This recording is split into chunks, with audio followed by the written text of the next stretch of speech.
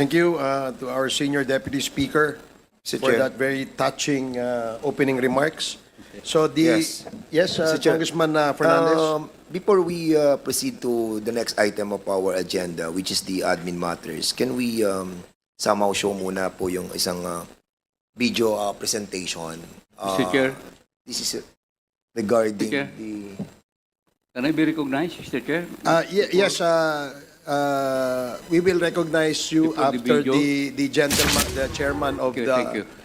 May I ask what is this video ito pong, about? Mr. Chairman, ito pong video presentation ay parang pinagkalap-kalap po nating mga issues that we wanted to show to the members sa 12 or 14 pong ating mga public hearings natin, committee hearings natin, ay siguro marapat lamang po na makita natin sa isang video na hindi naman po siya ganun kahaba.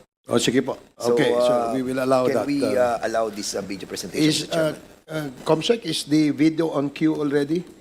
Okay, sige. Please show the Maraming video. salamat. Thank you, Thank you, Mr. Congressman Fernandez. Mr. Later, Chair. we will entertain later all the manifestations after the video is shown. Congressman Plato. Thank you. Thank you. Mr. Chair.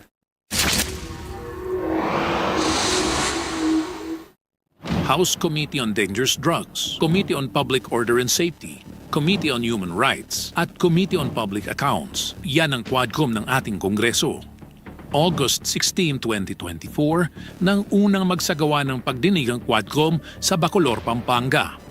Layo nitong imbestigahan ang koneksyon ng Philippine Offshore Gaming Operation o POGO sa iligal na droga, sa mga Chinese drug syndicate at sa mga government officials na posibleng sangkot dito. Nagkataon lang ba na ang mga personalidad na nadadawit sa POGO ay sila ring nababanggit na nasa likod ng iligal na droga?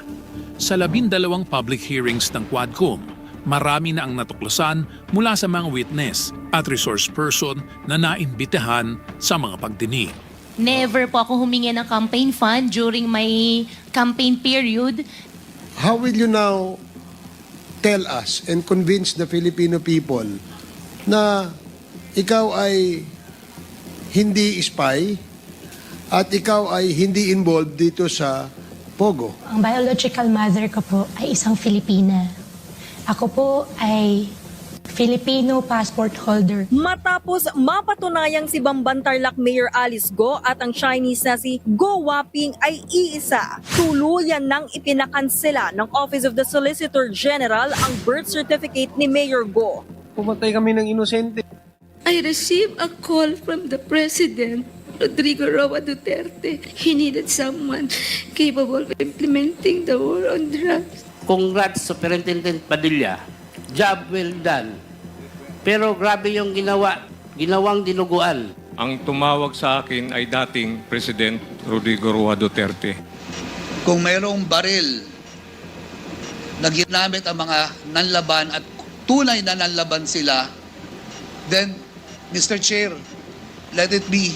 Let it happen today. Let it happen in this Quadcom. Let us call the directors of operations and ask ilang baril ang naroon sa kasalukuyan. Then we would know kung ilan po ang tunay na nanlaban. Wala rin pong napakitang ebidensya na nagsasabi ng katotohanan na nanlaban po yung bata. Wala pong mga barilang mag-ama ko. Halos nakaload na po yung mag-ama ko noong time na yun.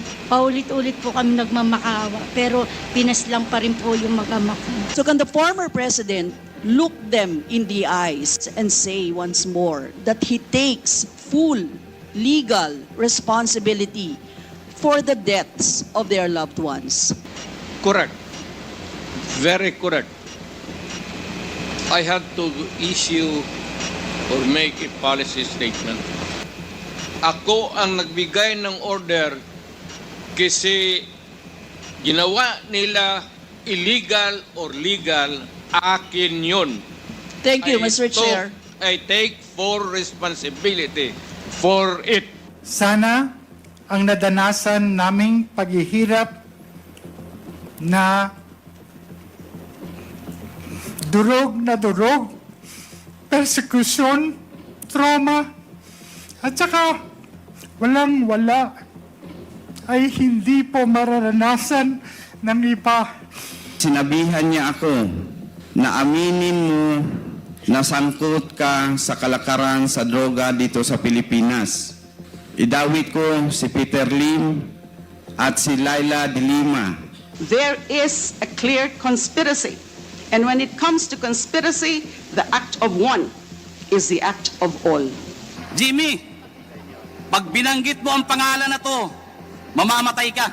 Si Pulong, si Mans, si Michael Yang.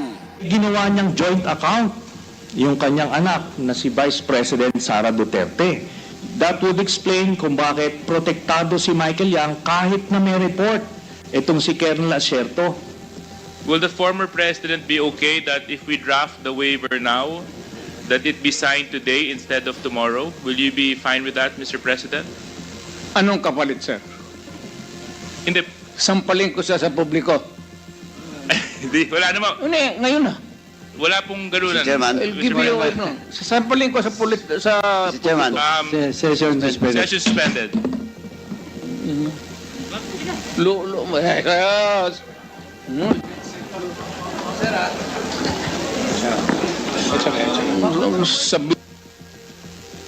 Former President is speaking without the recognition of the chairman. And I hope the former President understand. Nakalimutan The rules. ko na yun. Yung rules na yun. Takot ako sa inyo, sir. Hindi po, sir. Ang una pong report na ibinigay ko na natanggap ni Chief PNP Bato de la Rosa, binanggit ko lang po rito yung tatlong personality, si Johnson Chua, si Michael Yang, at si Alan Lim.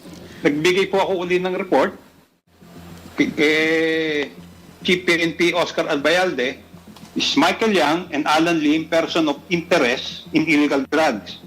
Dito po is nabanggit ko na po rito na lagi po sila nakikitang kasama si Presidente Duterte. Wala rin po nangyari. Ayun na po, gusto na ako ipapatay. Nasisiguro nyo na may koneksyon ang dating Pangulo sa mga illegal na gawain ni Michael Yang at ni Alan Lim. Meron po ba? Sigurado po ako. Anong reason ba to umiyak, Jimmy Guman? Dahil ba sa panahon na ipinagkanulo mo si, si... No, Your Honor. Galit po atuwa. Dahil kaming dalawa pareho pang buhay. Hindi ko dahil sa pagkanulo, kundi dahil sa sindikato, sa mafia ng Davao Mafia, na kami ang biktima. Napakahirap po talaga. Kasi tingin ng mga tao sa akin, drug lord ako.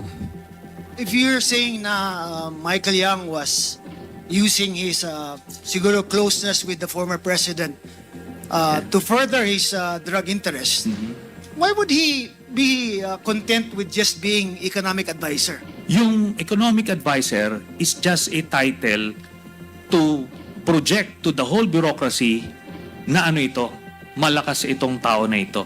Paano nag-pay off yung kanyang closeness? Dun sa family issue, ang dami niya nakuhang kontrata because of that connection. We are here to listen, to ask critical questions, and to closely examine the policies and decisions that have shaped the nation. While we should be respectful, we cannot be differential. Respect and deference are two different things. It is vital that we, as representative of the people, remember that distinction, because our ultimate allegiance is not to any one individual, no matter how high their office. Habang kami ay pinipilit na sirain, kami po ay hindi titigil sa pag-ungkat ng mga bagay upang makita at maisiwalat ang buong katotohanan.